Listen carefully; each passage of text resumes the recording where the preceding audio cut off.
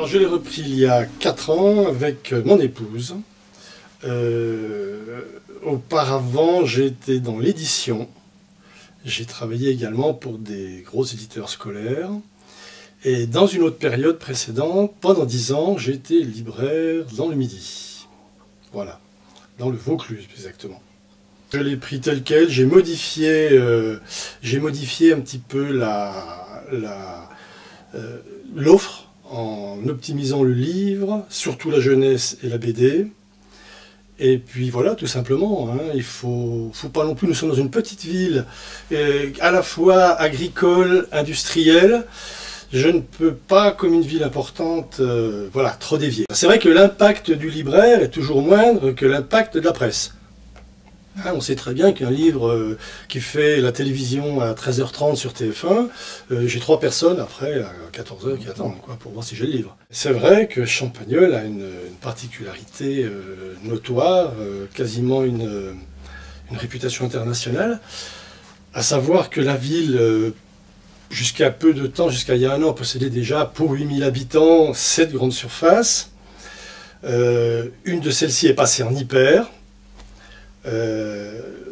Une deuxième va passer en hyper et une troisième s'installe en hyper, donc nous aurons 3 hyper pour 8000 habitants, record d'Europe du nombre de mètres carrés de surface commerciale par habitant. Voilà. Donc je ne sais pas quelles vont en être les conséquences. Attendons, wait and see. Alors la jeunesse, c'est très important, c'est quelque chose que j'apprécie énormément, et depuis toujours. C'est intéressant de discuter avec les enfants. C'est la partie de l'édition qui a le plus progressé, qui a été le plus originale depuis une 30aine d'années au moins. C'est, je pense, qui a sauvé l'édition même française, hein, la jeunesse. Des gros éditeurs comme Gallimard ou Milan font des choses absolument exceptionnelles, ou Sarbacane, etc.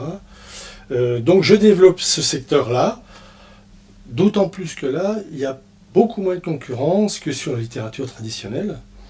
Et là, je rejoue pleinement le rôle de conseil. Idem pour la BD, que j'ai développée, parce que j'ai quand même pas mal d'amateurs.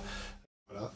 C'est un essai sur les quelques semaines qui précèdent la guerre de 14-18. Donc on ne parle pas de guerre. Et qui est absolument fabuleux, d'une densité absolument incroyable. Ce Christopher Clark vous explique tout, heure par heure quasiment, et on sait tout, comment tout cela s'est produit et est arrivé sans que personne ne réagisse. Ce sont Les Somnambules chez Flammarion.